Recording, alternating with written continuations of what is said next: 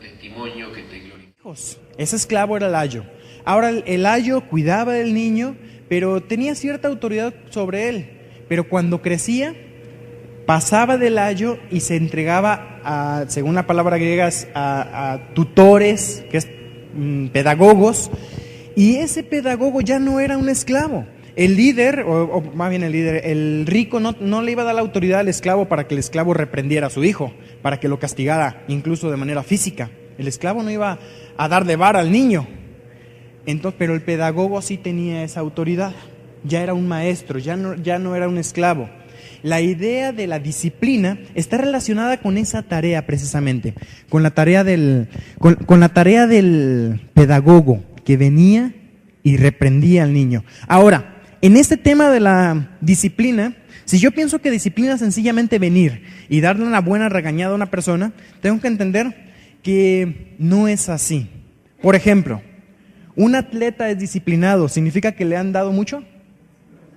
O un soldado, que son ejemplos que la Biblia misma pone de la vida cristiana, el soldado es disciplinado. ¿Por qué es disciplinado? Porque ejerce disciplina en su vida. Entonces quiero que entendamos que la disciplina empieza en la iglesia en aspectos mucho más comunes que sencillamente, discipliné a una persona el año pasado por un pecado. No, la disciplina es diaria. Y cabe notar que la disciplina va a ser muy difícil aplicarla si no hay una buena enseñanza en la iglesia en cuanto al tema. Por ejemplo, queremos venir a disciplinar y que la gente apoye la disciplina. Es difícil eso. Cuando en alguna iglesia se disciplina a un miembro de la iglesia, qué triste es cuando el resto de los miembros, en lugar de apoyar la disciplina del que el pastor ha dado, vienen y cobijan al miembro. Ay, pobrecito, ¿qué te pasó hoy? ¿Eso por qué? Es por una mala enseñanza de la disciplina. Ahora, esta enseñanza de la disciplina comienza con cosas tan sencillas como, por ejemplo, el comenzar el culto horario. Necesitas disciplinar a la iglesia para que comience horario. El tema de platicar en el servicio, que gente platica por aquí, por allá. El tema de los celulares, que contestan en el celular. Yo les menciono ahí, parte de la enseñanza de la iglesia, les voy a enseñar a usar el celular. Hay dos botoncitos muy útiles. Uno es el de apagar y el otro es el de poner el vibrador.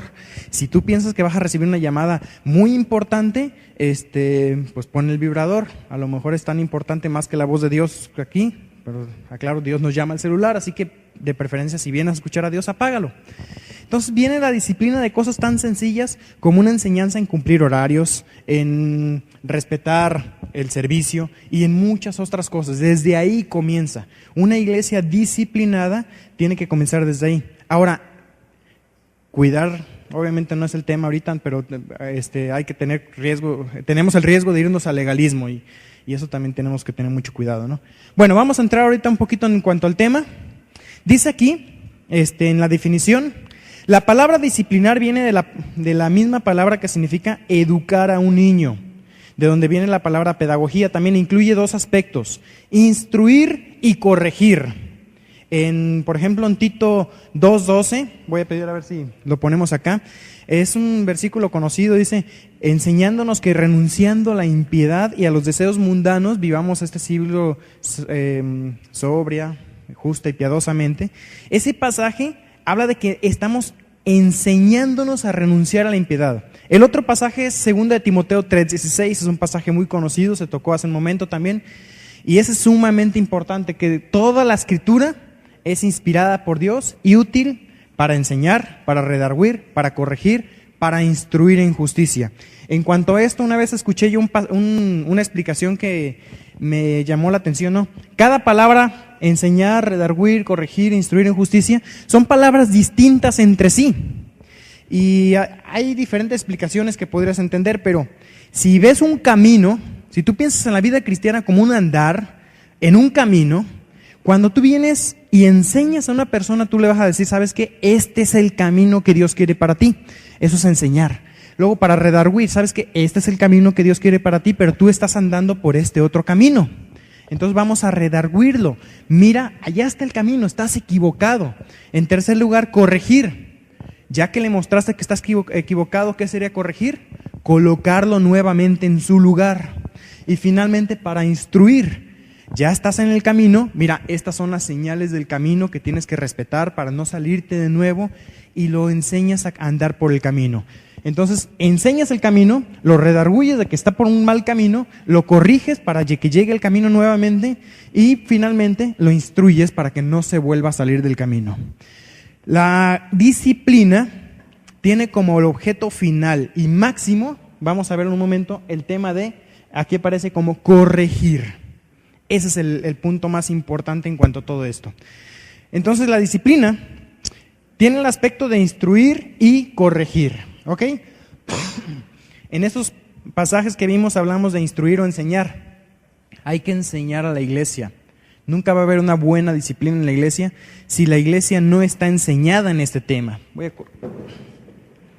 El otro aspecto, el aspecto de corrección, lo vemos, por ejemplo, en Hebreos 12:7, cuando habla de si soportáis la disciplina, Dios os trata como hijos, porque ¿qué hijo es aquel a quien el Padre no disciplina? En 2 de Timoteo 2:22, también que dice que con mansedumbre corrija a los que se oponen, y eso habla ya de una corrección. Pero ambos aspectos, no podemos nosotros pretender venir y ejercer disciplina en la iglesia si primero no hay una enseñanza. Yo creo que muchos de los fracasos de la disciplina es porque los miembros de la iglesia no saben lo que es disciplina. Necesitas enseñarlo y enseñar de los aspectos básicos. La disciplina no va a ser cómo disciplinar, vamos a ver quizás en un momento. Hay diferentes maneras, es tan amplio. Cuando hablamos, por ejemplo, aquí al final de esta definición, dice, la disciplina no es para castigar ni para exigir justicia. El motivo siempre se basa en el amor y se lleva a cabo en el contexto de una familia. Estos pasajes que están aquí, por ejemplo, el de Proverbios 3, 11 y 12, dice, no menosprecies, hijo mío, el castigo de Jehová, ni te fatigues de su corrección. Habla de la disciplina en un contexto de familia. Ahora, la iglesia es una familia. Somos una familia. Y como padre, yo creo que muchos de los que están aquí tienen la experiencia de ser padres. ¿Cómo se disciplina a los hijos? Te das cuenta que hay una cantidad amplia de maneras de hacerlo. Tú sabes qué le duele a tu hijo. Y tú sabes que no siempre tiene que ser vara, vara, vara y siempre vara. Hay ocasiones en que lo amerita.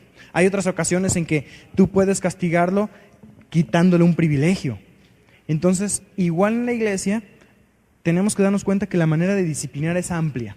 Yo no tengo ejemplos prácticos aquí, para eso vamos a tener el panel después en cuanto a muchas dudas. El material que está aquí no pretende para nada ser la última palabra en cuanto a la disciplina. Yo creo que le falta muchísimo y se puede ampliar muchísimo más, sobre todo en temas prácticos y demás. Pero démonos cuenta que hay muchas maneras en cuanto al ejercicio de la disciplina, más que sencillamente una exposición pública del pecado del hermano y decirle, no participas de la cena del Señor. Ay, ese hermano ni siquiera viene a la cena del Señor. Y por ahí platicaba yo hace rato con Matías, bueno, ¿cómo disciplinar a una persona que ni siquiera es miembro de la iglesia? ¿Se puede? De alguna manera sí se puede. Una reprensión personal puede ser una disciplina. Además, hay muchas maneras de la disciplina que sencillamente la exposición pública, que sería la última de aquellas. ¿Por qué disciplinar? En primer lugar, por obediencia a la palabra de Dios, porque es un mandato en la palabra de Dios. En segundo lugar, por mantener limpio el cuerpo de Cristo. Cristo quiere presentar a la iglesia así como una iglesia santa, pura, sin mancha. Tercer lugar, como ejemplo, para que otros teman también. Y en cuarto lugar, y sobre todo, para restaurar al hermano a la comunión. La disciplina no es sencillamente para expulsar hermanos o para que, por ejercer venganza o por algo así, sino para restaurar al hermano a la comunión. La palabra restaurar, que también la mencionábamos ahí en 2 de Timoteo 3:16, tiene que ver con colocar un hueso descoyuntado en su lugar. La idea de la iglesia como un cuerpo es que el cuerpo muchas veces tiene accidentes, puede tener una fractura, puede tener, en este caso, por ejemplo, un hueso descoyuntado. Cuando el miembro, un brazo se descoyunta, yo tenía un compañero en el Instituto Bíblico que participaba en un show infantil, y en el show infantil a veces se ponían unas botargas y hacían bailes y todo eso, con los niños moviendo las manos así, y a uno de ellos se le descoyuntaba cada rato el brazo.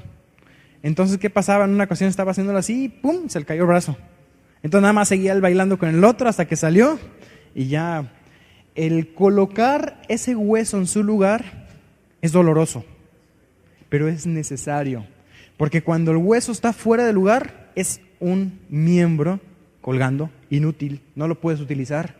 Está, en lugar de ayudar al cuerpo, está estorbando al cuerpo y provocándole dolor a todo el cuerpo.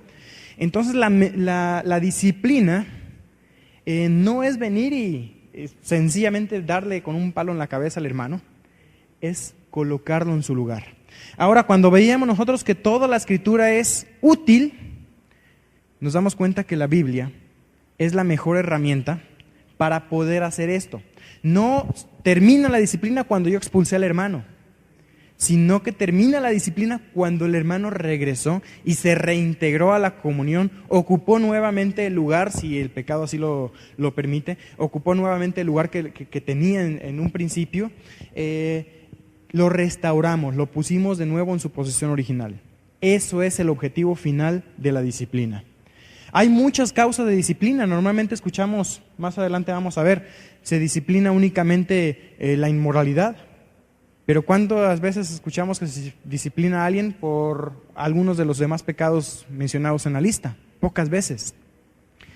Dice, aquí el apunte, en el punto 4 de por qué disciplinar, sobre todo para restaurar al hermano a la comunión. Gálatas 6:1. Lo tenemos aquí, dice: hermanos, si alguno fuere sorprendido en alguna falta, vosotros que sois espirituales, restauradle con espíritu de mansedumbre, considerándote a ti mismo, no sea que tú también seas tentado. Habla de las personas espirituales, y esa idea de si alguno fuere sorprendido en una falta, da la idea de que vas a sorprender a alguien en la falta. Una familia conoce los defectos de los demás. Tú en tu familia conoces tus padres, tus hermanos, tus hijos. Tú sabes, como dicen por ahí, de qué pie cojea cada quien. Y vas a sorprenderla en falta a los hermanos. Eso es algo que se debe enseñar continuamente en la iglesia. Vamos finalmente a defraudarnos unos a otros en muchas ocasiones. Lo que esperábamos no lo logramos. Vamos a fallarnos. Y necesitamos entender muy bien este versículo. No es: si sorprendí a alguien en una falta, ya me decepcioné de él, me decepcioné del pastor, me decepcioné de la iglesia y me voy. Para mí ha sido muy importante, difícil, pero muy importante también, colocarme en una posición que el pastor es de entre los hermanos y no sobre los hermanos. Y les hago mucho hincapié que yo necesito que me pastoreen también. ¿Y quién pastorea al pastor? No hay un pastor de pastores aquí en la comunidad quizás de iglesias aquí en Querétaro. ¿Quién pastorea al pastor? Debe ser pastoreado por los demás hermanos, cuidado por los demás hermanos. Y sí, el riesgo es grande porque vienen y te llaman la atención de cualquier cosa. Me ha tocado que me regañen hasta porque no los saludé en la calle o algo, y a veces uno dice no tienen la razón. Pero yo tuve la experiencia de estar en una iglesia donde el pastor cayó en pecado, y básicamente la iglesia pues sufrió mucho por eso. Pero mucha gente después empezaba a hablar muy mal de ese pastor. No, que el pastor, que era un gran pastor, y la iglesia era muy grande, llegó casi a los 800 miembros cuando él estaba ahí, y nos decepcionó y demás. Pero yo me di cuenta de algo: muchos teníamos sospechas y nos quedamos callados. Muchos vimos y no hablamos. De alguna manera fuimos cómplices al no hacerlo. Ahora, sí es verdad algo, teníamos miedo de hacerlo, porque no sabíamos cómo iba a responder. Entonces yo creo que es muy importante que como pastores seamos accesibles. Aunque me regañe la viejecita de la iglesia, que yo diga no tiene ninguna razón de hacerlo, pero que seamos accesibles porque lo necesitamos. En cuanto a esto también, dice... Termino de leer este párrafo, dice: en Gálatas, la palabra restaurarle significa remendar, equipar completamente, siendo el pecador como un miembro dislocado del cuerpo espiritual que necesita ser restaurado a su posición original por los miembros espirituales. El tiempo, restaurarle, está presente y continuo, lo que sugiere la necesidad de paciencia y perseverancia en el proceso. Y mencionábamos la palabra de Dios es la necesaria para esto. Ya lo vimos el versículo, ¿no? 2 Timoteo 3:16. La palabra de Dios es útil. ¿Para qué? Para enseñar, redarguir, corregir, instruir en justicia, a fin de que el hombre de Dios sea perfecto, enteramente preparado para toda buena obra. La restauración es el objetivo de la disciplina, no sencillamente hacer justicia. No somos justicieros como pastores, estamos llamados a restaurarle. De aquí en adelante, nada más quiero tocar algunos temas así superficiales en cuanto a esto, pero vale la pena que lo estudien ustedes y que quizás lo enseñen en la iglesia y amplíen este apunte. ¿Con qué actitud hacerlo? Con espiritualidad. Gálatas 6:1 dice: hermanos, vosotros que sois espirituales. ¿Cómo? Por y en amor. En Hebreos 12 hablamos del amor del Padre a los hijos, desde una posición no comprometida. Tito 1:13, también 1 Timoteo 5:22, si quieren agregarlo ahí, no está. Y el mismo Gálatas 6:1 que habíamos visto hace un momento, que menciona: teniendo cuidado de ti mismo, no sea que tú también seas tentado.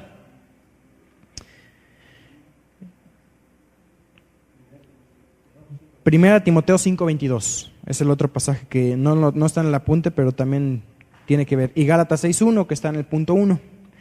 Hay una objeción que yo he escuchado. Incluso algunas personas dicen que la disciplina no es bíblica hacerlo en la iglesia. ¿Por qué? Y hay quienes dicen es que no se debe de juzgar al hermano. ¿No dice la Biblia en Mateo 7:1, no juzguéis para que no seáis juzgados? Entonces, ¿debemos juzgar? Si tú ves Juan 7:24, dice que no juzguemos, pero sino que juzguemos con justo juicio. Entonces sí se da la autoridad de juzgar. El último lo vamos a ver.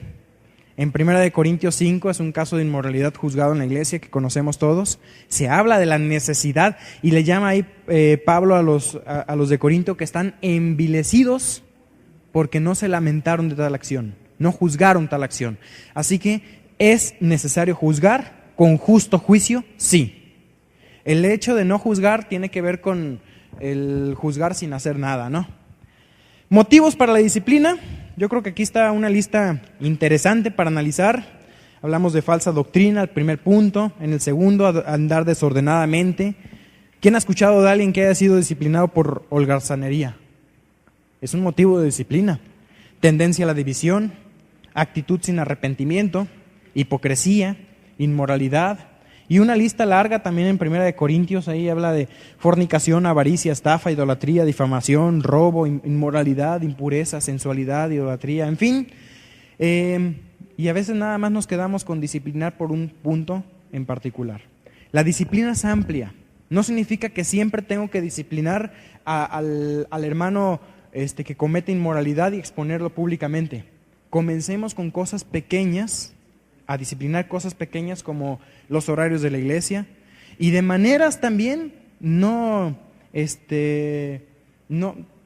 ser sabios en la manera de hacerlo. Como un padre tiene sabiduría en disciplinar a sus hijos, puede ser sabio en cómo hacerlo en cada aspecto diferente de la iglesia, enseñar a la iglesia. Los responsables de llevar a cabo la disciplina. En primer lugar, los padres. La disciplina debe iniciar en el hogar. Yo he tenido la mayoría de casos de mi iglesia donde he tenido que disciplinar a alguien, han sido a jóvenes y adolescentes. Dicen que la iglesia con jóvenes y adolescentes tiene muchos problemas, pero son preferibles los problemas que ser una iglesia sin problemas, llena de pura gente que sin juventud, pues, o sin niños. Entonces, a mí me ha funcionado mucho esto. Yo he tenido algunos casos, incluso de casos hasta graves. Tuve un joven que tuvo algunos problemas de inmoralidad sexual, y la manera de disciplinarlo que nos resultó muy útil fue a través de los padres. Obviamente esto requiere que los padres tengan una buena enseñanza y que estén comprometidos con el Señor. Pero disciplinar a los hijos a través de los padres hace que los hijos no se cierren en contra de la iglesia y hace más fácil el trabajo de restauración. Este muchacho estuvo fuera de la iglesia por cerca de 6 meses. Después entendí también algo, que a veces no es bueno colocar 6 meses o un año o tanto tiempo, más bien ser flexibles en cuanto al tiempo si es necesario. Él estuvo fuera de la iglesia por 6 meses, después se reintegró, y en ese tiempo 2 veces a la semana me encontraba con él. Aun cuando no venía a la iglesia, yo le pasaba la grabación de la predicación, nos veíamos como un discipulado 2 veces a la semana, usando lo que es la restauración.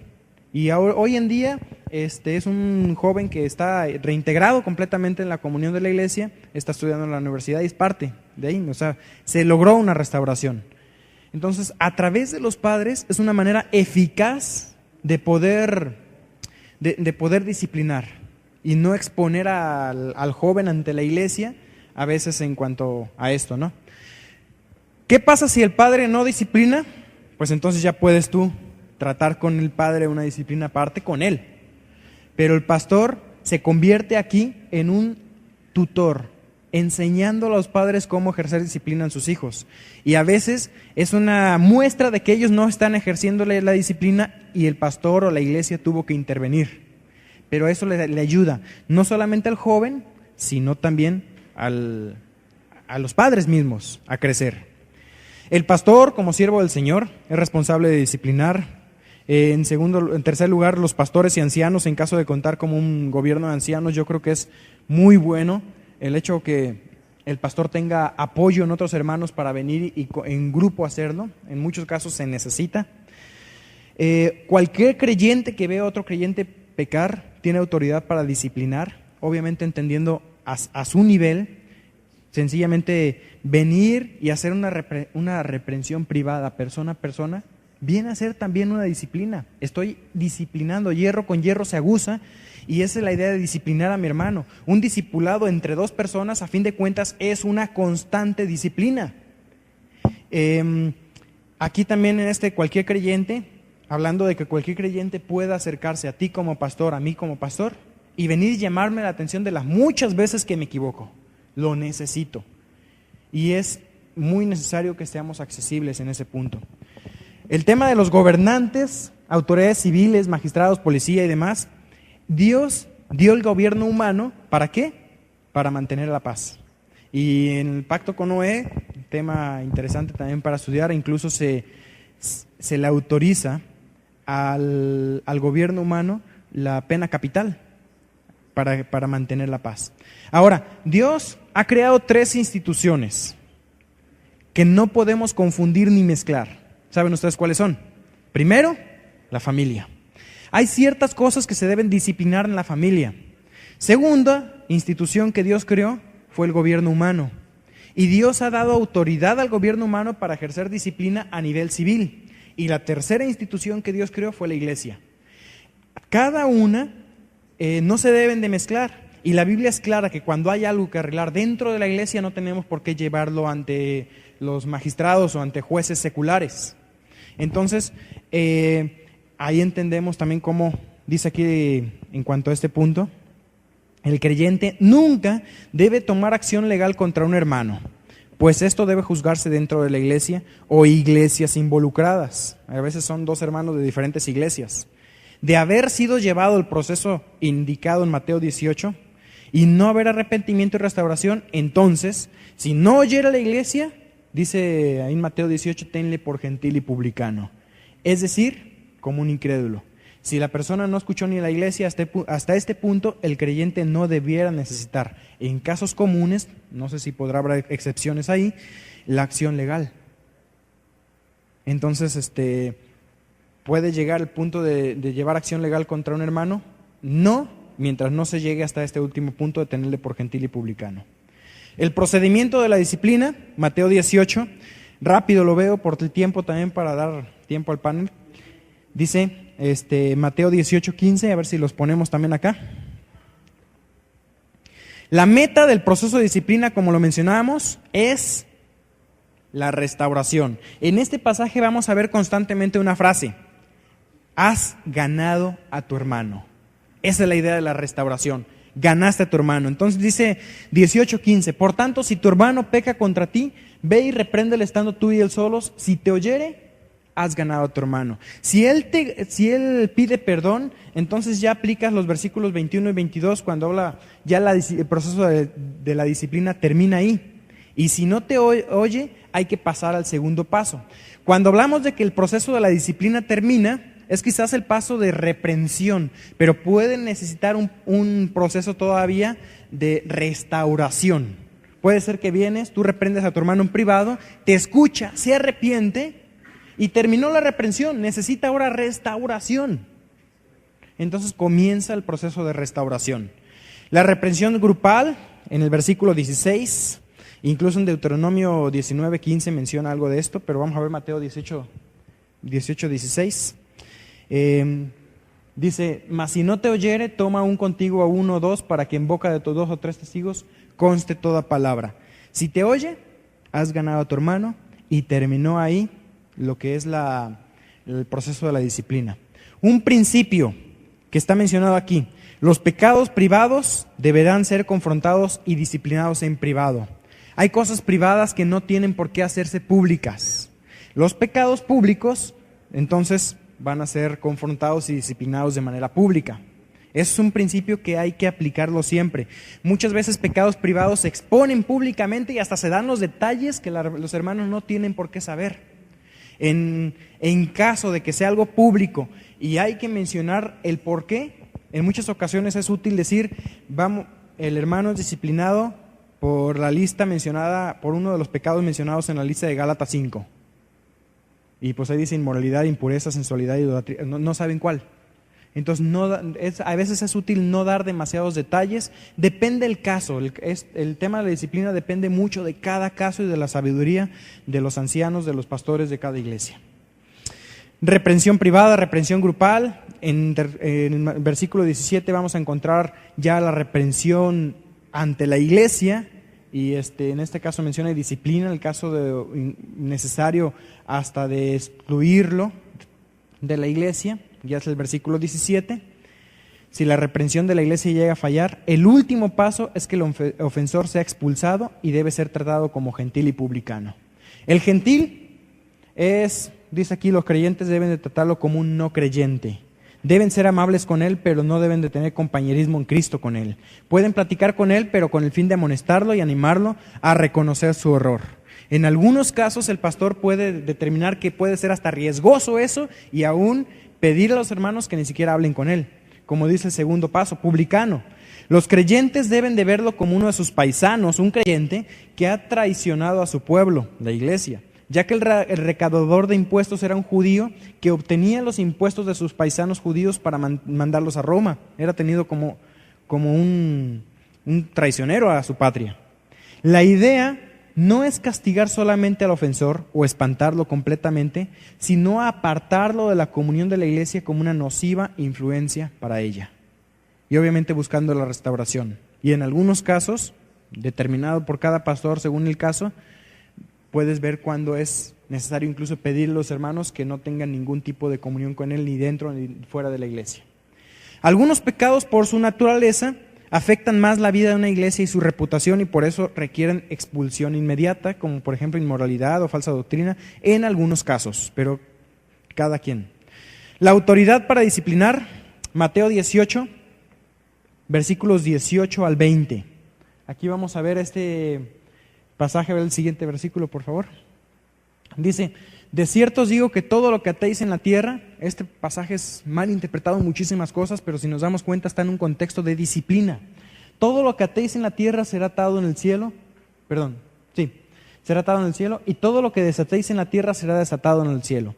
Otra vez os digo que si 2 de vosotros se pusieron de acuerdo en la tierra acerca de cualquiera cosa que pidieren, les será hecho por mi Padre que está en los cielos, porque donde están 2 o 3 congregados en mi nombre, ahí estoy yo en medio de ellos.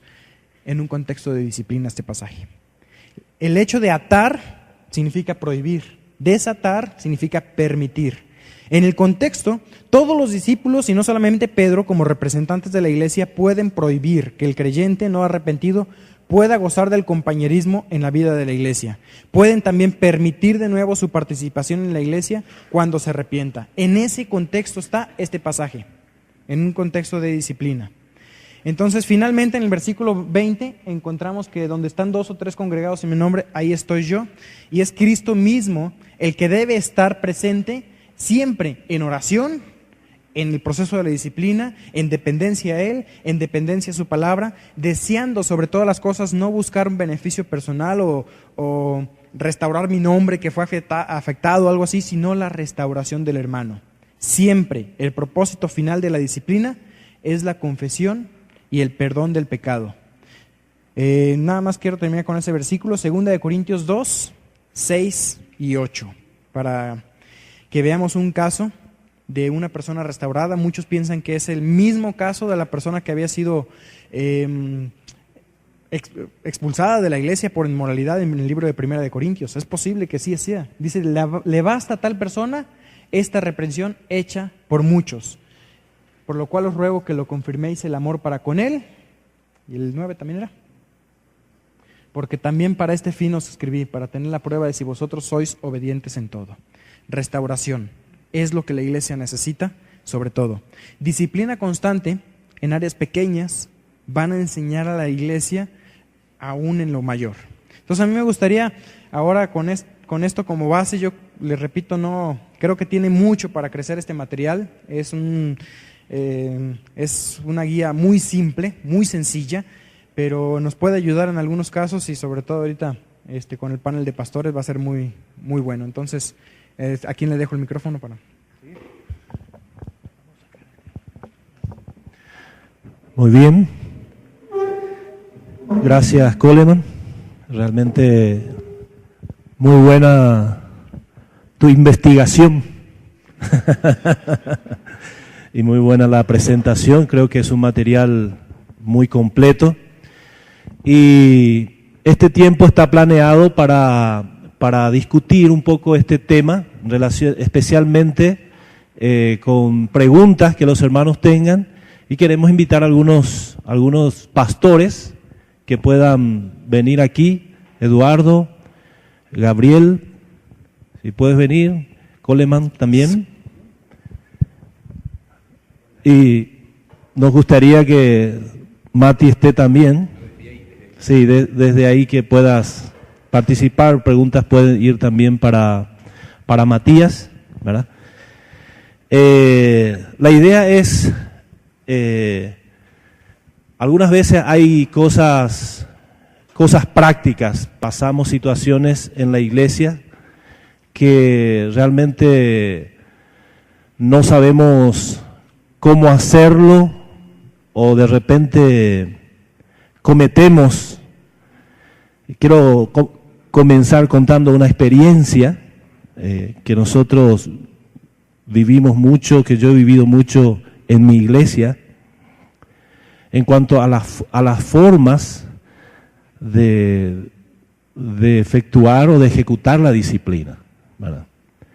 Y algunas veces hay muy buena, yo creo que la mayoría de las veces hay buena intención, pero al no hacerlo en la manera correcta, logramos un efecto contrario a lo que queremos lograr o a lo que Dios quiere que logremos, que es la restauración.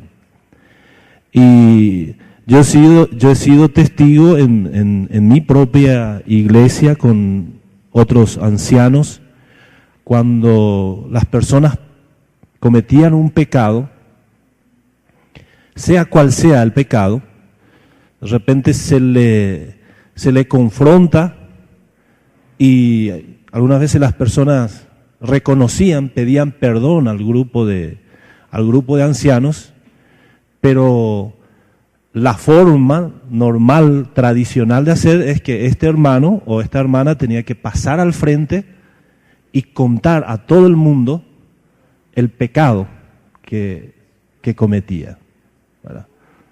Entonces, cuando esa persona, y esa era una obligación hacerlo, el problema es, la gente entendía, la persona pide perdón, pero pasa por una humillación por otro lado, cuando uno entra, como él decía, en los detalles.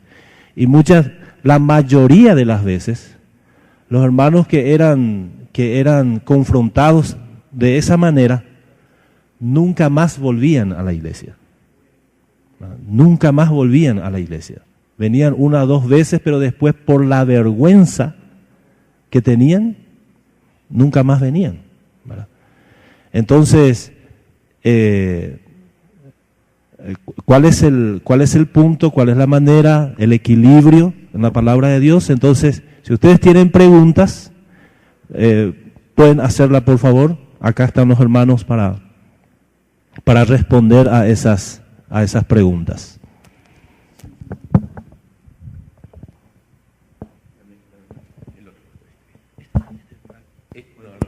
Este es para las preguntas. Ah, sí.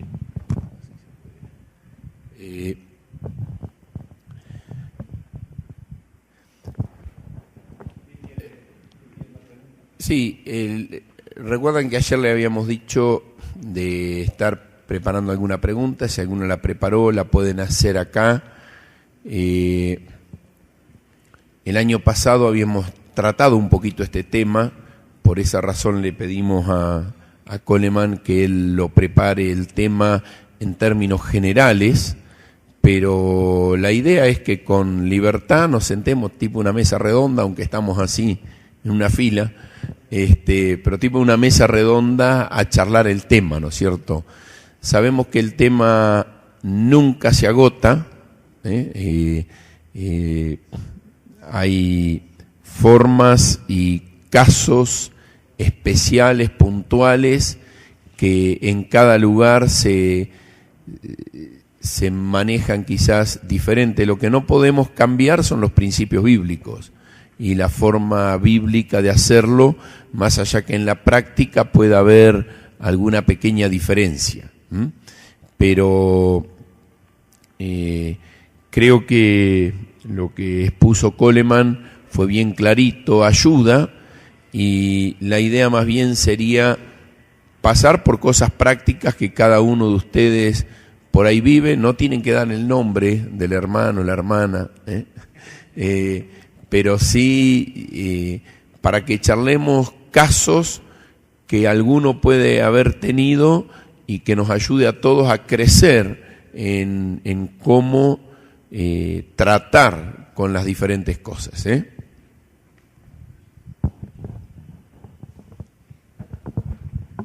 Si me lo permite aquí mi pastor.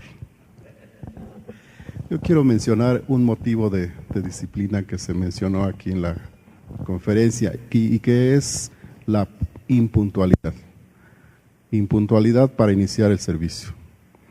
Ese es nuestro caso y en múltiples ocasiones aquí el pastor lo ha expresado abiertamente a los hermanos, que eso es un pecado, que tenemos que ser ordenados. Yo también me he atrevido a hacerlo cuando dirijo el servicio, a veces un poquito con gracia, ¿no? Para que lo entiendan los hermanos, pero vemos que hay pocos resultados, ¿no? A lo mejor al siguiente domingo mejora un poco la puntualidad, pero después se vuelve a lo mismo. Entonces yo proponía aquí al pastor hacerlo, bueno, ya hemos exhortado, lo hemos hecho, entonces comenzar a actuar un poco más, con más decisión y decir, bueno, vamos a dividir el servicio en bloques, o de hecho así está el servicio, ¿no? Y mientras esté el bloque de alabanzas y alguien llega en ese momento, se va a abstener de entrar. Hasta que termine ese bloque, entonces va a poder pasar y así sucesivamente, ¿no? Yo siento esa carga porque yo procuro llegar antes de las 10, no soy diácono aquí de la iglesia y cuando leemos el Antiguo Testamento vemos que con tanta solemnidad, ¿no? Se hacían los cultos, las alabanzas. Ahí David tenía 3 grupos de alabanza, ¿no? Con Jedutún y Asaf y en fin, ¿no? Ajá. Entonces ese es mi preocupación, ¿no? Sí. Bueno, en ese punto, por ejemplo, algo que usamos en la iglesia, yo creo que es un problema de todas las iglesias, ¿no? Y algo que hicimos nosotros fue anunciarlo, que íbamos a tomar ciertas acciones, igual no queremos caer en legalismo, pero queremos que la gente sea responsable. Son responsables en su trabajo, en su escuela, ¿por qué no en las cosas de Dios? Y hay un hermano en la puerta que igual hicimos eso, dividir en bloques, dábamos 5 minutos y cerrábamos con llave. Se le abre si alguien llega tarde, pero ya no es entrar como por su casa. Y a veces también al principio tuve que comenzar con la predicación y terminar el culto. Si el culto duraba 1:30 o 2 horas, A veces comenzamos un canto, predicación, terminábamos y nos íbamos y llegaban hermanos, ¿qué? Pues ya terminó. Y sí lo hicimos algunas veces. También es disciplina, a fin de cuentas. Ese es un problema nuestro, ¿verdad? El pan nuestro de cada día. Yo, hermano, sugeriría dos cosas en ese sentido. En primer lugar, como líderes, como pastores, comenzar, cuando decimos que vamos a comenzar, y comenzar con la gente que está, ¿verdad? Y en segundo lugar, el resto es tratarlo como dice la Biblia. No, es muy desagradable cuando tenemos que pararnos al frente y exhortar a toda la iglesia por uno o dos personas que llegan. Algunas veces es muy general. Entonces es bueno, como usted dijo, hacerlo con amabilidad y con la Biblia en la mano, una exhortación. Pero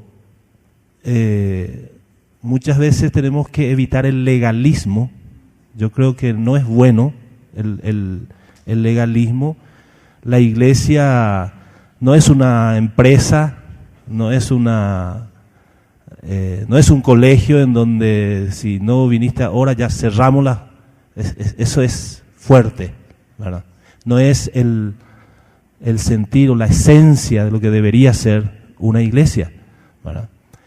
Entonces, sí creo que deberíamos individualizar a los hermanos o a las personas que tienen como un hábito llegar tarde y luego en una sesión personal seguir los pasos que la Biblia dice. Porque si ese es un problema, si eso es un pecado, pues entonces yo creo que tendríamos que sentarnos con ese hermano como lo haríamos con cualquier otro pecado. Otro pecado no lo confrontaríamos ahí delante de toda la gente. Entonces, creo que sería el momento de llamar a ese hermano y hablar con él, preguntarle cuál es el problema y si entiende su responsabilidad y animarlo a que cambie ese hábito. Yo aconsejaría eso, ¿no? Yo creo que uno de los problemas para muchos de los pastores, y esto lo comento tanto en experiencia personal como en charlas con otros pastores, es que no sabemos cómo proceder. Vamos a un seminario y se nos enseña teología, exégesis, todo lo que tiene que ver con enseñar la Biblia, pero no se nos enseña mucho de cómo enfrentar la situación de la iglesia, que en su mayoría son problemas, son hablar con problemas, y las charlas de pastores es hablar de problemas. Y en el proceder es como no sabemos qué hacer determinadas situaciones. Yo creo que los ejemplos prácticos a veces es lo que no podemos nosotros hacer ya dentro de nuestro servicio, ¿no? Y escuché en la iglesia donde yo estaba, la forma de disciplinar a las personas pues era completamente extrema en el sentido. A veces el pastor estaba tratando con una iglesia muy desordenada y ya no sabía qué hacer. Ahora, ¿qué hago para poder la disciplina? No quiero perder la iglesia, no quiero perder los miembros, pero no puedo seguir tolerando esto. Y en su desesperación, una de las cosas que hizo fue que pasó a una persona, la colocó en una silla al frente, dado que no quería cambiar su actitud, pidió que la congregación señalara los defectos, y pues aprovecharon la congregación y fue como tiro al blanco, donde todas las personas hablaron a esa persona, pero lejos de dañar a esa persona, quien se dañó fue la congregación, porque muchas personas que estaban escuchando lo que hacían con eso y veían lo que hacían con las personas que fallaban, pues en lugar de animarse a la santidad dijeron mejor vámonos de aquí, ¿no? Aquí me va a pasar aquí esto. Y yo creo que sí debemos tener cuidado, ¿no? En el cómo tratar la disciplina. Decía algo Coleman, a veces es particular, hay cosas que no se deben exhibir. Personalmente, yo también trato con una iglesia que está aprendiendo disciplina y muchos de los casos ha sido puras disciplinas en persona, ¿no? No me gusta disciplinar públicamente, siento que a veces daña mucho. Claro, si lo requiere, la disciplina la debe saber la congregación, sobre todo cuando hay una madurez más grande en estos casos. En una ocasión escuché un ejemplo. Quizá ustedes han escuchado alguna vez a un predicador gallego, Samuel Pérez Millo. Él contaba que había ido a predicar a Inglaterra y el pastor donde se hospedaba tenía la costumbre, después de almorzar, almorzaba a las 12:35 salía a dar una caminata. Con la puntualidad de los ingleses, en un puentecito en el campo donde él caminaba, dice Samuel, lo acompañé para no quedarme solo en la casa. Dice, vi un pastor de ovejas que llegó al puente, tomó a una oveja, sacó su cinto, le ató una patita de adelante con una de atrás y la largó en la majada. Y todas las ovejas cruzaron el puente. Al día siguiente, misma hora el almuerzo, misma hora la caminata, llegamos al mismo puente, mismo pastor del otro lado, saca su cinto, toma una oveja, ata una patita adelante, una de atrás, la larga y todas cruzan el puente. Y dice Samuel, no pude con mi curiosidad y le pregunté al pastor qué hacía. Y dice, la estoy disciplinando. Dice, si la dejo sin esa disciplina, ella sale para cualquier lado y me lleva a todos los demás tras ella, porque es muy rebelde. Pero de esta manera, con esta pequeña disciplina, ella se queda con la majada y cruzan todas el puente, que es lo que yo quiero. Ahora, ¿qué es lo fácil para el pastor? Tratar de que todas pasen el puente. Es trabajo agacharse, agarrar la oveja, sacarse su propio cinto, atarle la mano delantera, la trasera. Y muchas veces, yo estaba leyendo el material de Coleman. Creo que para la mayoría de nosotros no es nuevo. Nos ayuda mucho un material así para tener un cierto orden, ¿no es cierto? Y está claro. Ahora, va a costar trabajo en nuestra congregación. Cuanto más hermanos hay en la congregación, más difícil va a ser. Ahora, identificar cuál es la oveja que tiene problema, tomando el ejemplo de su pregunta, ¿no es cierto? Pero se puede tomar con todos. ¿Cuál es la oveja que llega tarde? Y hacer un trabajo de atarle el cinto en la patita de adelante y en la de atrás. O sea, una tarea personal en la disciplina. Y en el trabajo de pastorear, no sé si ustedes prestaron atención, pero se ha hablado en estos días de programas, estrategia.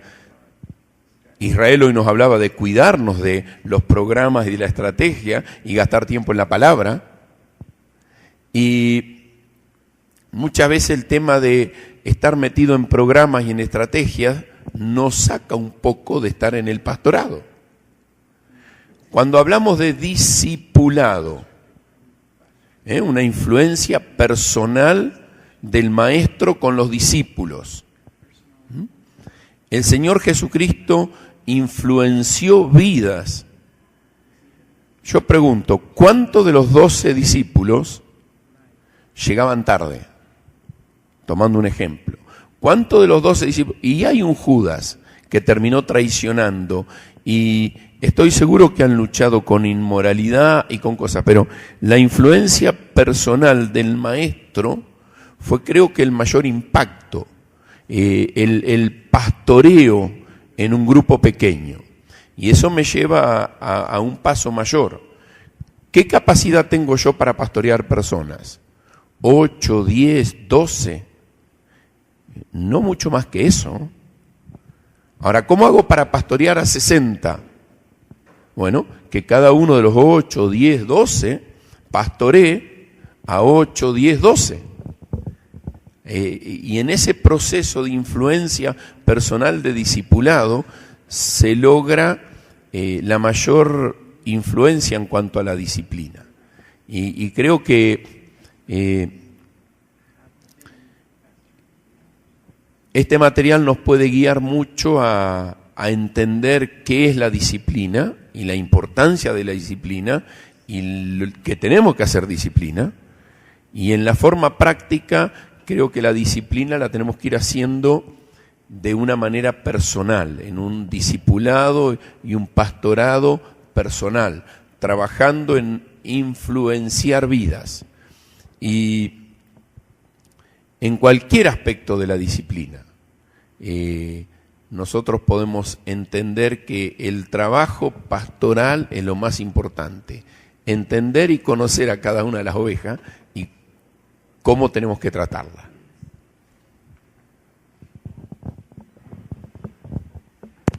Una pregunta con respecto a eso, en donde yo vengo de un contexto de otra cultura completamente distinta, pero estamos hablando, como nos estaba presentando, que la Biblia nos exhorta que el fin, que lo que queremos lograr es una restauración.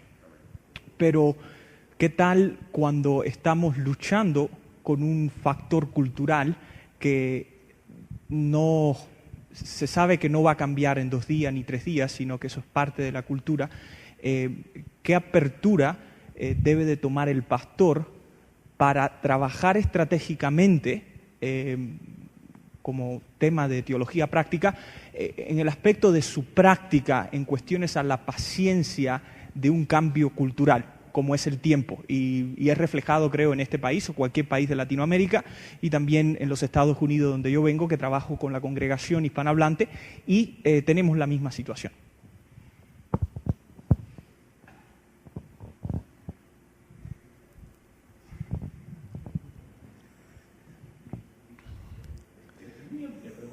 Sí, bien difícil de entender la pregunta, perdón, hermano, pero creo que en nuestra cultura latina está incorporado el llegar tarde. No es un justificativo, pero es una realidad. Ahora, el hermano recién decía algo que me sorprendió. Para mí eso es una carga. Bueno, eso es algo importante, un objetivo que él tiene. Pero si el hermano está llegando tarde, para mí el problema no es que llegue tarde, sino que hay una razón por la cual está llegando tarde y hay que hablar con él para ver qué le pasa. Tal vez tiene algo en su corazón, algún desinterés, tal vez tiene algún resentimiento y a propósito viene tarde. Tal vez le está ocurriendo algo con su esposa y antes de venir a la iglesia están discutiendo y demorando. Tal vez es un hermano que tiene niños y cuando uno tiene niños no puede programar de la misma manera que otro que no tiene niños. Ahora, en nuestra misma cultura, ¿cuántos jóvenes llegan tarde para ir a ver una película de cine? Pues media hora antes ya están haciendo la fila para entrar. ¿Cuántas personas van tarde al partido de fútbol en la cancha? 2 horas antes ya están. Es una cuestión de interés. Es una cuestión de dónde está puesto el corazón.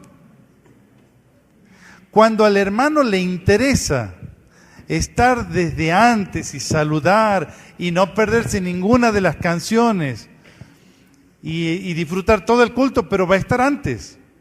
Pero cuando el hermano no le interesa, va a llegar solo para la mitad de la reunión y quizás va a ir antes de que esté la última oración. Entonces, cuando vemos una consecuencia como es el desorden del horario, tenemos que investigar qué está pasando en el corazón de la persona. Ahora, tendríamos que también diferenciar los niveles de compromiso en la gente a quienes estamos vigilando. Que un pastor llegue tarde, yo consideraría gravísimo, ¿no es cierto? Que los diáconos que están encargados de abrir el salón, de tener todo en orden, lleguen tarde, es grave. Y a esos hermanos no le podemos permitir una semejante indisciplina. Tenemos que estar. Y si vino tarde, algo le pasó porque no es normal. Y no tenemos que matarle ni echarle, sino abrazarle y decirle, ¿qué te pasó? Bueno, vamos, adelante, la próxima que no sea así. Y tal vez va a haber una próxima, pero con amor. Indicándole, mire, 1 hora antes, media hora antes esté. Y pronto el que tiene interés por el Señor, rápidamente corrige. Ahora, en el culto donde viene la gente nueva, donde vienen personas que no son creyentes incluso, si uno se pone muy estricto, lo que está haciendo es diciéndole no venga más. Asista a una conferencia empresarial o a una conferencia o algún curso de entrenamiento de algo en cualquier hotel secular y va a ver que pasa lo mismo. Hay gente que llega temprano y gente que llega tarde, porque es una situación que de diferentes niveles de interés, pero los encargados, los maestros, los organizadores están antes. Y a esa gente tenemos que apuntar, que son los que dan el ejemplo. Ahora, el hermano mencionó al hacer la primera pregunta original, en el Antiguo Testamento veo tanta solemnidad. Es verdad. Pero en el Nuevo Testamento no tenemos tanta descripción de modelos de cultos.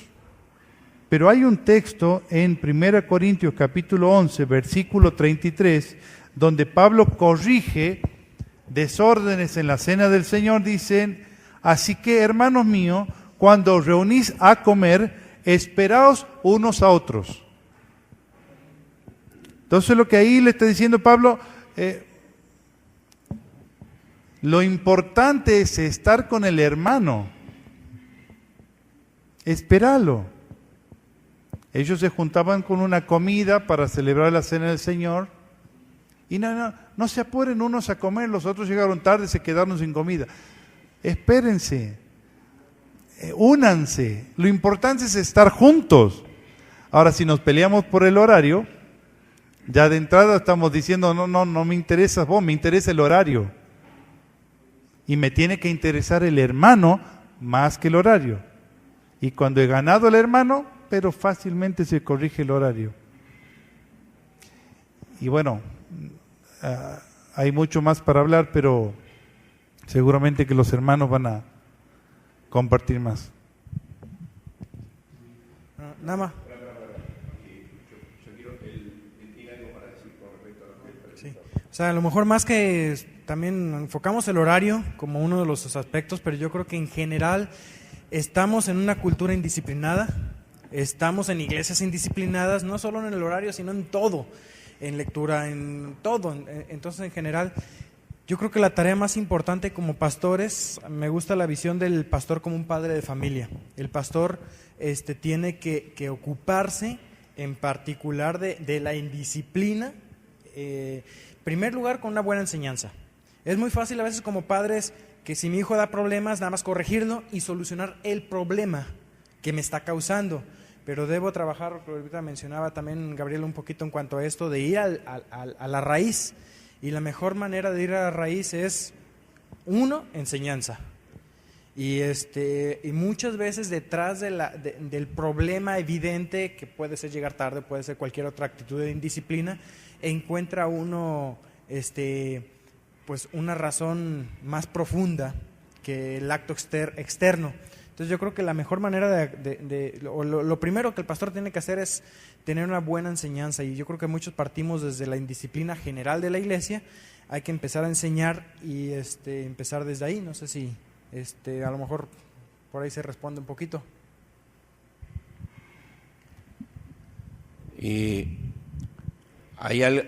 Me gustaría que si hay algo que no te quedó respondido, lo dividas la pregunta, porque fue largo.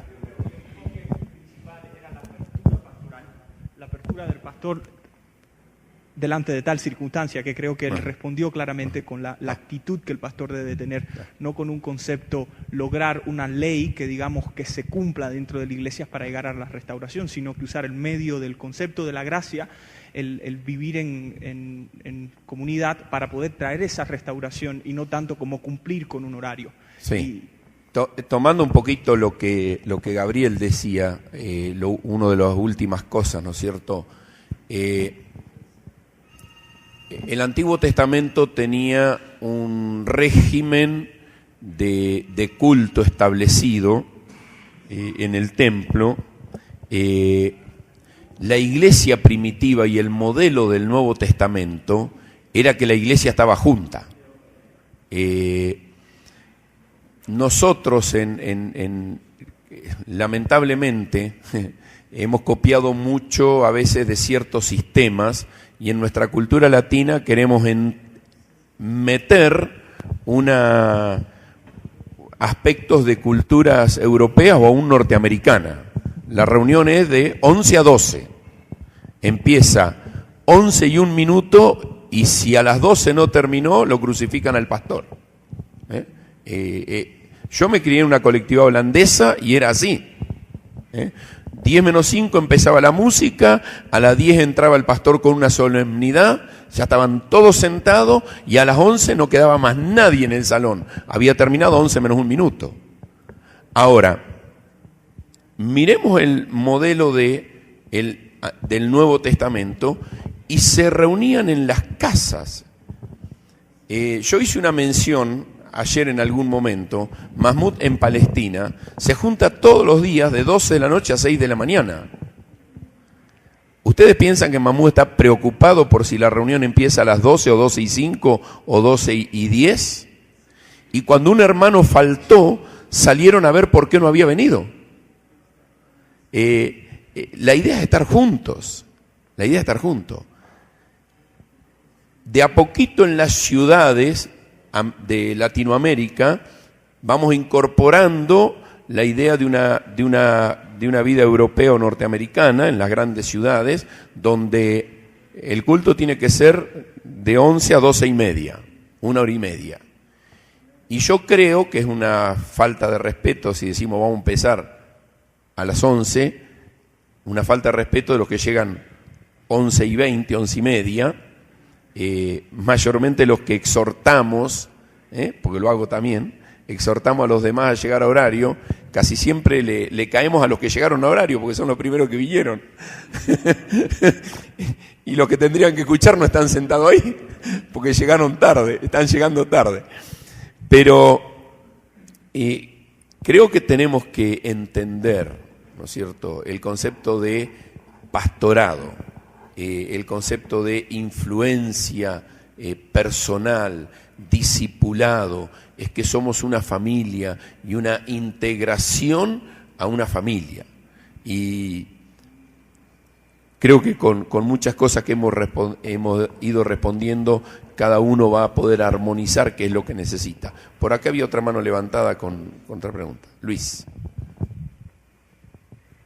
La pregunta va por otra línea. Dale. Me gusta. En este tiempo, a menos he visto con algunos pastores, a lo que es sumamente delicado. El momento de disciplinar a un hermano en la fe que está en falta, no lo hace el pastor y tampoco lo hacen los ancianos de la iglesia, sino que piden a una persona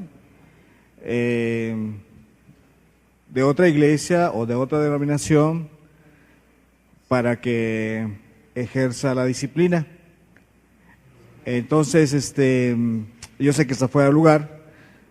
Ahora, mi pregunta con respecto a lo que yo estoy haciendo aquí, estamos comenzando con la iglesia en Bernal, si uno como responsable o como pastor de una iglesia puede dejar la disciplina en la mano de los ancianos, o lo tiene que hacer directamente el pastor. Yo sé que el tercero está muy mal.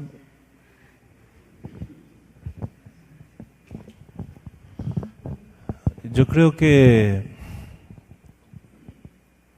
depende de cómo está organizado, cómo está organizada la iglesia, ¿verdad?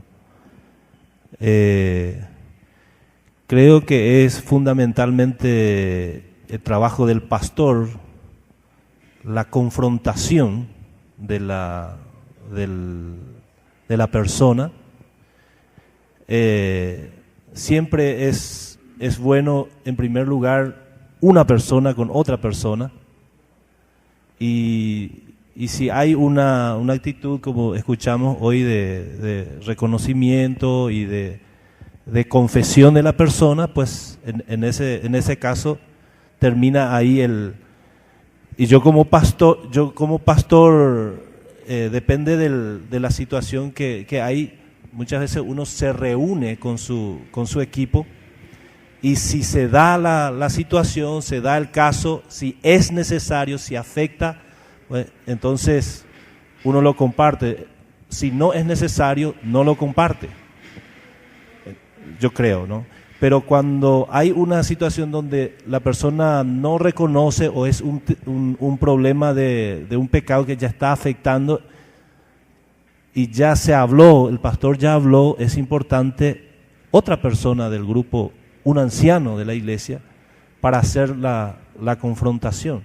En otros casos, donde ya es más grave, creo que es importante que todos los ancianos puedan estar para tratar de convencer a la persona y mostrarle su error, y que la persona cambie, ¿no?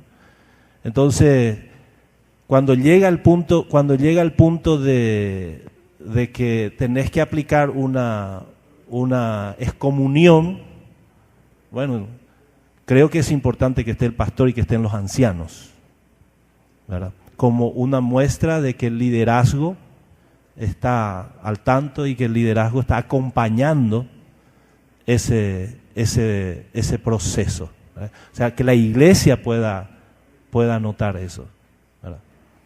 Lo que sí creo que sería muy, muy malo es que el pastor comunique algo y que alguno de los ancianos después diga que no está de acuerdo con esa situación, ¿no? Sí, si miramos ahí en la página 20 del apunte, fíjense que dice procedimientos de la disciplina. Con permiso de Coleman, yo le voy a cambiar el título. Procedimiento frente al pecado.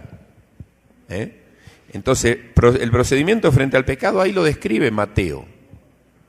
Una vez que uno fue por el proceso e hizo el procedimiento, entonces vamos hacia el aspecto de arriba, donde dice responsables de llevar a cabo la disciplina.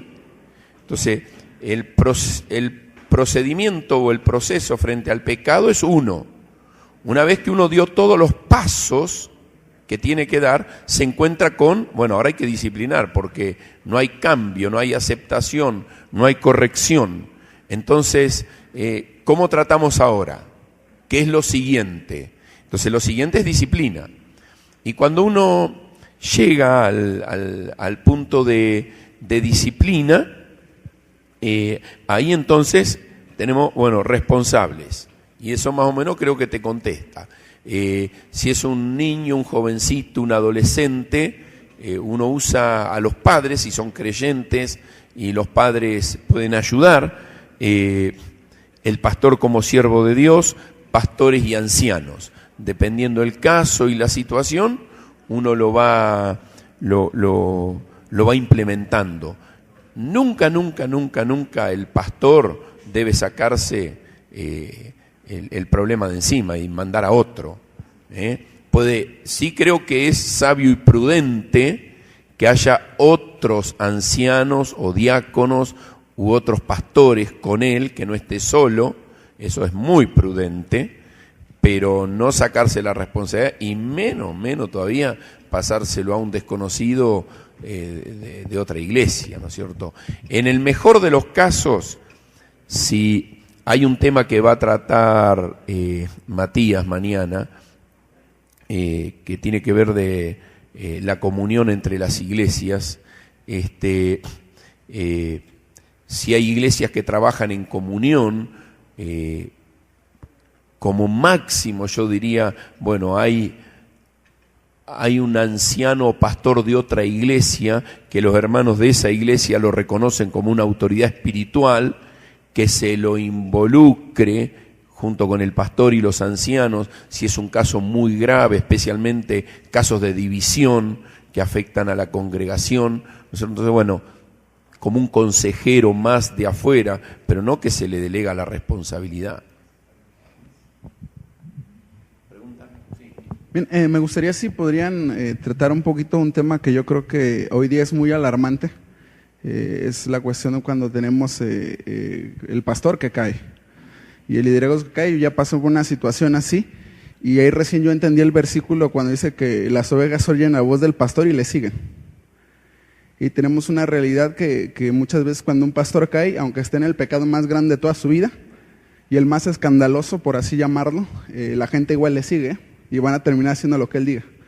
Es una realidad y me gustaría si pueden tratar el tema de qué pueden aconsejar de cada uno que estamos acá, puede llegar a caer en algún momento. ¿Qué se puede aconsejar para formar personas que puedan llevar esa restauración hacia el líder caído?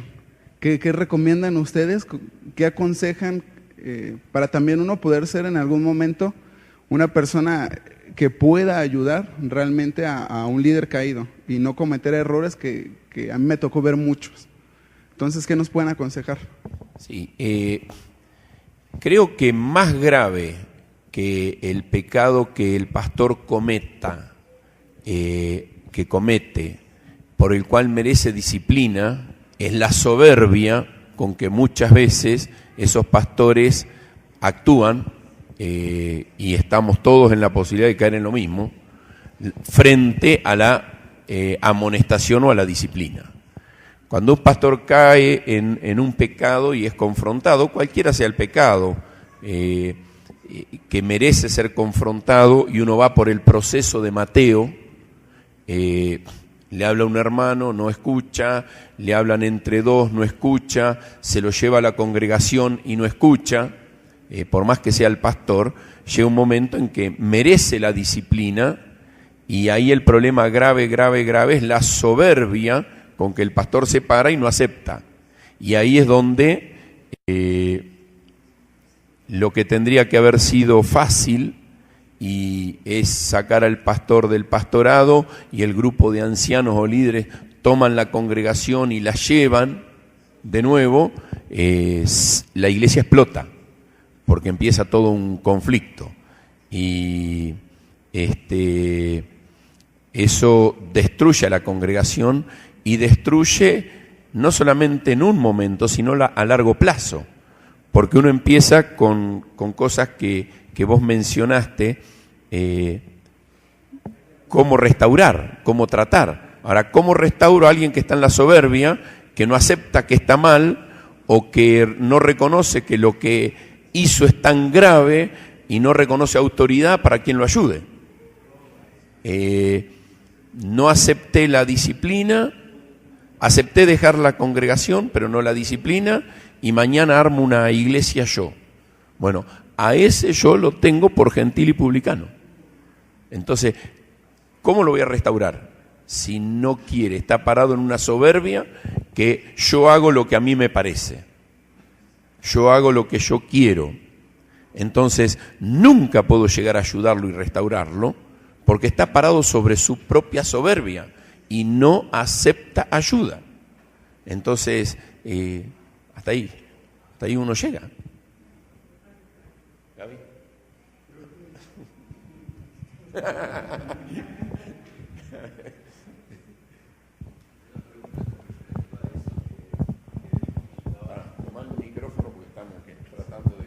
Ok, una pregunta con respecto a esto mismo. Una vez que cayó el pastor, a veces encontramos ese dilema: ¿puede o no puede seguir funcionando como pastor?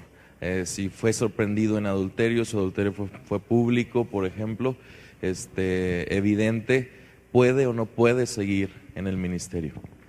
Bueno, vuelvo un poquito para atrás. Si se fue por el proceso correcto, según Mateo, se lo confrontó y acepta, no se para en la soberbia de yo soy pastor y hago lo que quiero, acepta la disciplina, acepta la restauración, uno lo restaura, ¿no es cierto? Ahora voy a tomar otros pasajes de la Escritura, ¿no es cierto?, que me llevan a evaluar su vida y ver dónde él puede volver a tener ministerio. Conozco los dos casos. Conozco un caso de un pastor fundador de iglesias aquí en México y que realmente ha fundado iglesias muy grandes acá en México.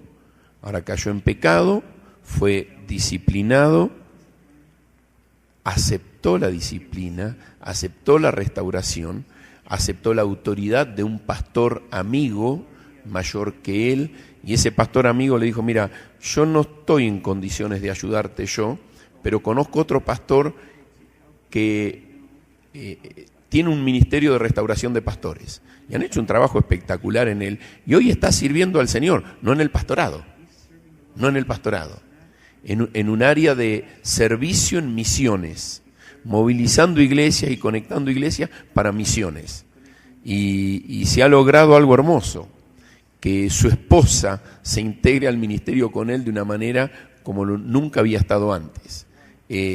Ahora, en mi opinión personal, de acuerdo a mi entendimiento de la Escritura, no vuelvo a ponerlo en el pastorado. Eso no quiere decir que no puede tener un ministerio.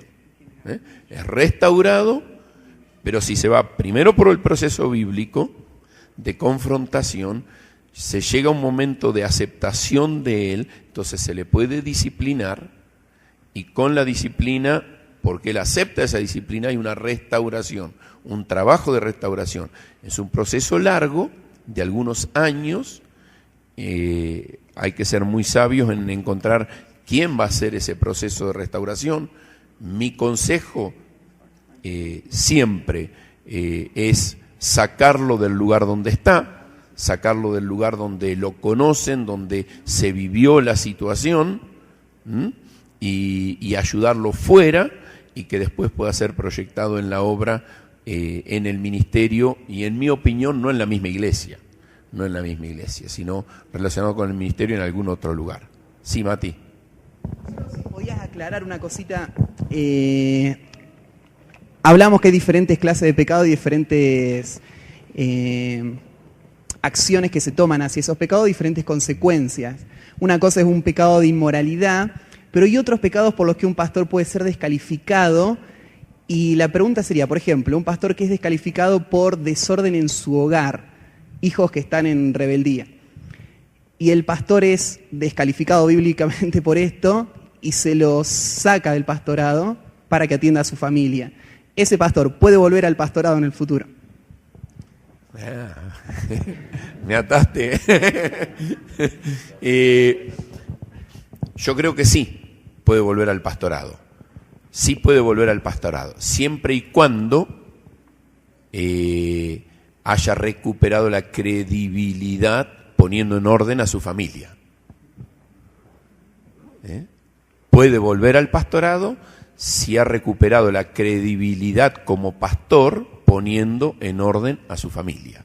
Ha estado 2 o 3 años, 4 fuera del pastorado, trabajando en la vida de su familia, y otra vez su familia está encaminada en las cosas del Señor, está cumpliendo el deber bíblico de gobernar bien su casa y tener hijos en sujeción, pero hijos creyentes que temen a Dios, entonces otra vez puede estar en el pastorado, porque recuperó la credibilidad en el liderazgo en el hogar. Y es el concepto bíblico: el que no gobierna su casa no puede gobernar la iglesia de Dios. Y acá quiero aclarar algo. Si no supo gobernar su casa, sus hijos crecieron, se hicieron adultos, se fueron de la casa siendo inconversos o rebeldes, pero ya no están más bajo él. Entonces puedo volver a ser pastor. No, porque cambió tu situación y tu circunstancia, pero no cambió tu capacidad para liderar el hogar.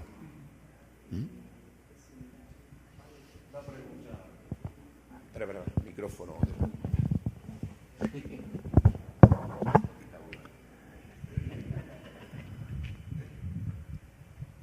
¿Y si ese hijo nunca aceptó a Cristo?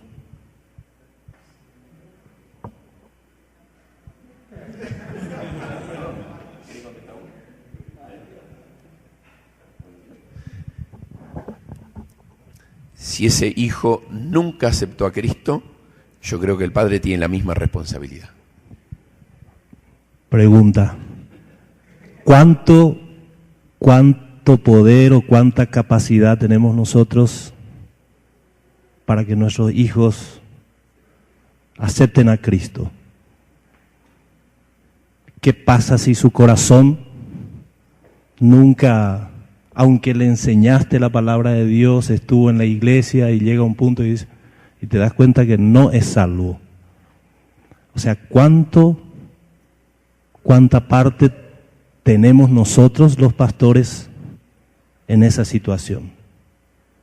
Allá hay un hijo de pastor que quiere contestar. Sí. Espera. Contesta con el micrófono. Es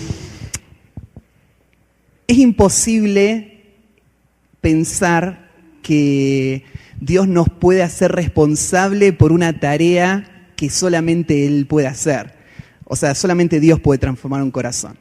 Dios puede regenerar un alma y dar vida eterna.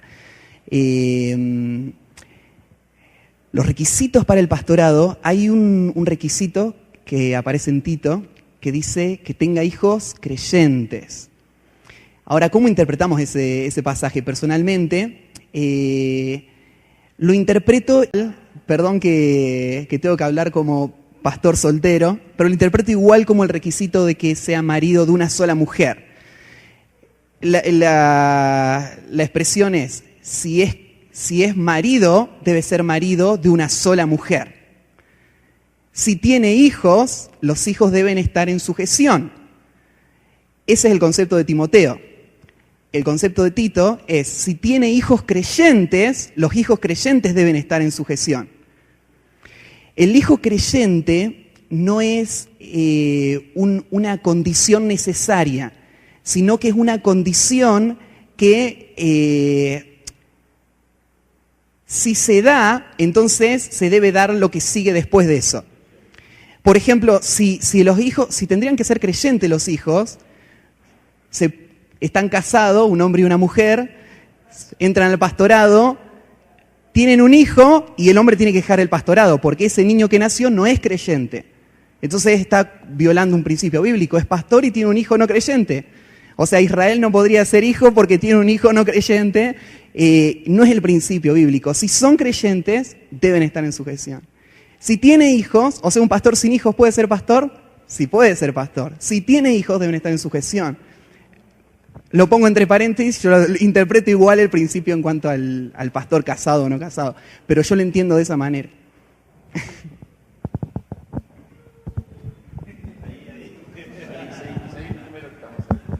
Bueno, un caso similar me pasó no en el caso del pastorado, sino en el caso del diácono, en este caso. Y yo creo que se hablaba hace rato sobre la actitud, ¿no? Con respecto al pastor. Decía el hermano Alcides, a veces el pastor no tiene la capacidad de influir sobre él, solamente la tiene Dios, pero sí tiene la capacidad de aconsejar. Entonces nosotros veíamos que este hermano, lejos de tener una actitud dejada de no querer cambiar a su familia, uno de los hijos tenía una actitud pesimismada de no querer cambiar. Entonces él oraba por él, hablaba con él, siendo paciente me tocaba ver, inclusive estar en algunas charlas con él, de su interés, de sus lágrimas, porque su hijo cambiara cuando su hijo se había desviado. Pero luego tuvimos que enfrentar ese problema, sigue o no sigue en el servicio como tal. Y yo tomaba como ejemplo el caso de Elí, ¿no? Dios lo juzgó por no haber hecho nada, por no haberse opuesto a la actitud de los hijos. Quizás lo hice bien, no sé, ahorita me dicen otra cosa, pero creo que la actitud es lo que define si puede o no puede. Cuando el pastor, en este caso, se embiste de no querer hacer nada o decir que los hijos están bien, entonces hay un problema.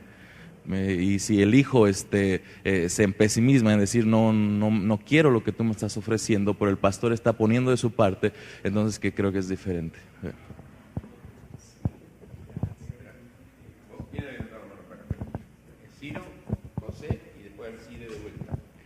Bueno, creo que ya se respondió muchas preguntas, ¿no? Pero la mía va, por ejemplo, eres un pastor con hijos, ahora sí que exitoso en tu pastorado y la pregunta es, ¿hasta qué edad la indisciplina de tu hijo puede afectarte en el ministerio? Yo tengo una cosa que por ahí no está en la Biblia, pero es una cosa que mayormente practicamos, y es, mientras viva en tu casa, siempre. Mientras viva en tu casa, siempre. Ahora, eso no quiere decir que si tiene 12 años y anda mal, lo echás de tu casa para que no te afecte en el pastorado. Sino, quiere decir que por lo menos, hasta que cumpla la mayoría de edad, tenés que ser responsable. Pero mientras viva en tu casa, siempre.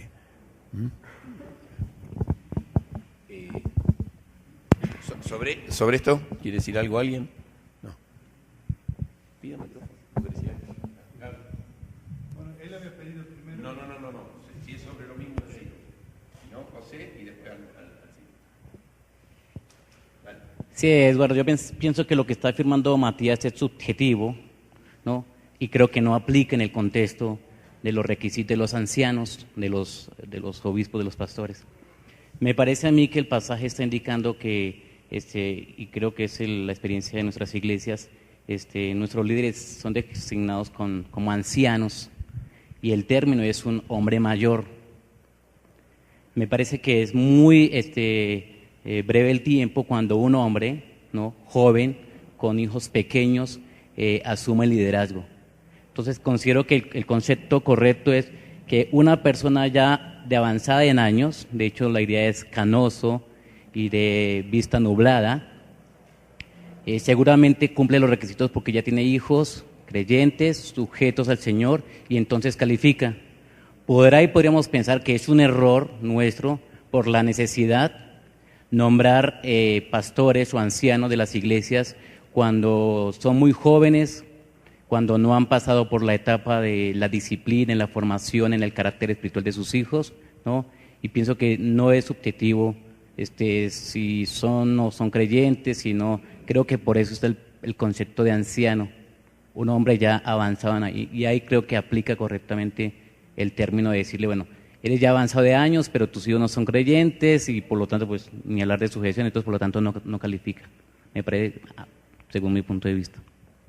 O sea, la conclusión es, no tomaríamos un matrimonio joven para designarle una responsabilidad en el pastorado, hasta que tenga ya hijos con una cierta edad donde manifiesten la fe en el Señor y sujeción, creo que ahí es el punto donde califica.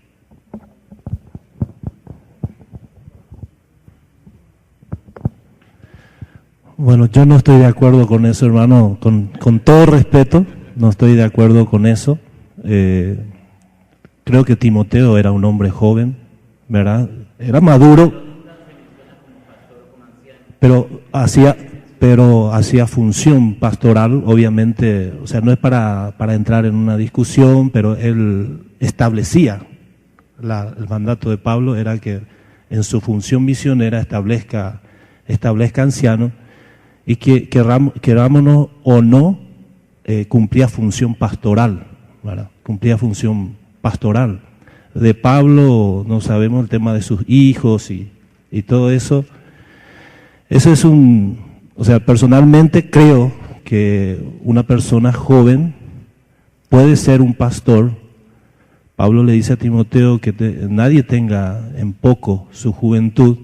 El factor importante es su vida, lo que transmite su vida, porque la autoridad de una persona no solamente está dada en los hijos que tiene o en los hijos que deja de tener, sino en su vida de obediencia en diferentes aspectos, ¿verdad? Bueno, eso entre paréntesis, ¿no? Yo quiero volver a la pregunta que yo hice hace rato, ¿no? Estoy de acuerdo. Estoy de acuerdo con lo que dice también Matías, en el sentido de que no tenemos el control. Es obra del Espíritu Santo la salvación, la conversión de nuestros hijos, pero sí creo que tenemos que tener el control en cuanto a la sujeción de nuestros hijos, aun cuando sean inconversos. ¿Me permiten contar una experiencia?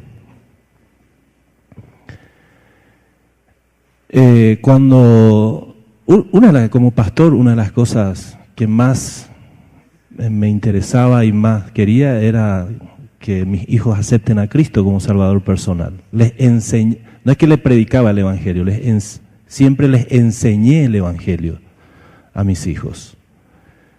Creo que los niños pueden entender el Evangelio.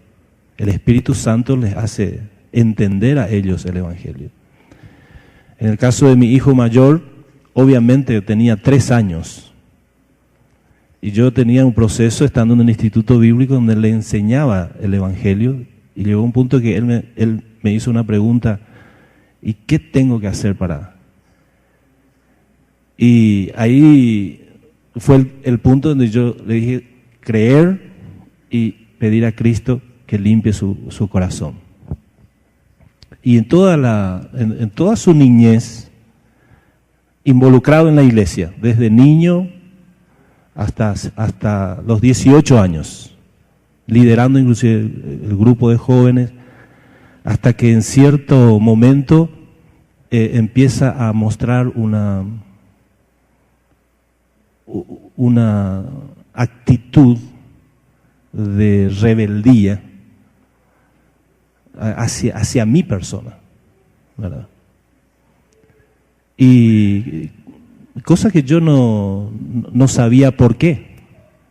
Bueno, él se encargaba de hacerme entender que yo no era de influencia para su vida.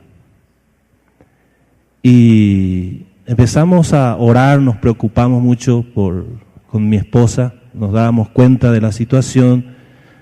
Terminó el colegio y estaba preparándose para la universidad, para estudiar medicina. Y allá, si quieres entrar a la universidad, en la Facultad de Medicina, es todos los días, incluyendo los domingos. Entonces él dejó el ministerio, él dejó de venir los domingos a la iglesia, leía su Biblia siempre, pero tenía que ir. Pero también fue en ese tiempo que nosotros empezamos a ver esa manifestación y luego empezó ciertas cosas que aún después de ingresar en la universidad, es como que nosotros notamos que iba en ciertos lugares que no era bueno, y notamos en ciertas oportunidades que venía tomado, ¿verdad? No borracho, pero tomado, con otro miembro de la iglesia. Y era una situación muy difícil para mí como pastor, y para mi esposa también. Y lo compartíamos con una de las personas que compartí fue con Eduardo y con otros hermanos y con los líderes de la iglesia. Era obvio que después de venir así, y llegó un momento, y siendo líder de jóvenes en una de las iglesias hijas y todo eso, después se quedó ahí y luego vino abajo, ¿no? Y entonces yo compartí con los otros líderes de la iglesia, y yo les dije, ahora necesito que oren, no tengo el control de su corazón. Pero con él tuve una conversación y le dije, bueno, yo no puedo exigir, el cambio es Dios el que va a hacer en tu corazón, pero sí en la conducta, sí en el cumplimiento de los valores y en los principios que en la casa nosotros te hemos enseñado. No podemos permitir que vivas como vos querés estando en la casa. ¿Me estás diciendo que me vaya de la casa? ¿Me estás echando? Y su mamá le dijo, no te estamos echando. Te estamos diciendo que tenés que cambiar tu conducta. Dice, no. Y se dirigió otra vez a mí. Dice, ¿me estás echando? Yo le dije, no te estoy echando, no te voy a echar nunca. Te estamos pidiendo que cambies tu conducta. Vos sos hijo de Dios, vos decís que sos hijo de Dios. Considera lo que te estamos pidiendo, es malo, es bueno. Y su mamá le decía, anda, orá, y luego decidí qué es lo que Dios quiere que hagas. Y una vez hablamos como a las 3 de la mañana, justamente el día que me llamaron, una hermana me llamó de su casa y me dijo, acá está tu hijo, ellos están con mi hijo tomando cerveza, y esa era para mí era una... Y yo fui y le llamé a mi hijo, hablamos, y era una situación de raíz de amargura que él tenía contra mí, que yo nunca supe. Y me dijo que durante mi adolescencia yo no te tuve a vos. Te he visto más en el ministerio, en las actividades, y salías de mañana, porque yo trabajaba medio tiempo secularmente y medio tiempo estaba en el ministerio, y no te veía conmigo. Y tenía una amargura. Yo tuve que pedirle perdón a él. Le pedí perdón y nuestra relación empezó a cambiar. Hace un año él comenzó nuevamente a integrar el grupo de líderes del Ministerio de Jóvenes con mucho gozo para la iglesia. Y yo empecé a discipular a los líderes de los jóvenes. Tengo cada 15 días con ellos, y en una de las, justamente haciendo este seguimiento de yo soy segundo, ese mismo proceso, cuando llega al punto de contar el testimonio, todos los líderes cuentan su testimonio, y él dice, yo lo único que me acuerdo es que ya a mí me contaron que yo recibí a Cristo. Yo nunca tuve una etapa en que no creí, en que no tenía que ir a la iglesia, siempre estuve y a mí me llamó la atención eso, ¿verdad? Y yo le dije, en realidad siempre hay un momento en que uno recuerda. Yo recuerdo cuando yo te enseñé y vos respondiste, pero es tu responsabilidad buscar ese momento. Y hace más o menos 22 días atrás, me dice, papá, ¿puedo hablar contigo? Y sí, yo subí a la noche y me dice, ¿sabes qué? Estaba leyendo un libro. Y después de aquella vez que hablamos con el grupo, yo siempre me quedé con la incógnita de si alguna vez, si yo soy salvo o no. Dice, nunca tuve un momento, y a través de ese libro él dice, yo le entregué todo a Dios. En realidad le pedí que me perdone, y me dice, yo le entregué mi sueño, mi carrera, mi futuro, mi novia, todo. le entregué a Dios. Y me dice, no sé, me dice, si esta es mi experiencia de salvación, pero nunca hice esto. Y yo le dije, bueno, vos estás teniendo tu experiencia con Dios. Yo a ese momento le llamo en mi vida consagración, ¿no? Pero quizás para él era un momento de salvación, ¿verdad? Entonces, algunas veces uno está en una situación tan difícil. Yo me pregunto si yo le echaba a mi hijo en ese momento de mi casa por guardar y cuidar mi imagen en el ministerio, ¿verdad? ¿Qué hubiera pasado con nuestra relación? ¿Qué hubiera pasado si la iglesia no mostraba amor, aprecio y no acompañaba ese proceso difícil en mi vida y en la vida de mi familia? ¿Cuánto necesitamos de los demás en ese momento? Porque no faltó gente dentro de la iglesia que tirara las balas, pero hubo mucha gente alrededor que levantó la voz en ese momento a decir esto que yo dije. ¿Qué control tiene él del corazón de su hijo? ¿Verdad? Y muchas veces, ¿cuánto necesitamos esa palabra dentro del equipo de líderes o dentro de la iglesia, que ante el ataque del diablo a través de los mismos hermanos pueda pararse y decir, porque la palabra de Dios dice, considerad el resultado de su conducta cuando habla de los pastores. El resultado, no solamente una pequeña, sino el resultado, toda su vida. Para después decir, imiten su fe, ¿verdad? Entonces, ¿qué receta aplicás en situaciones como esas que son difíciles? ¿Qué tenía que hacer yo? ¿Tenía que dejar el ministerio?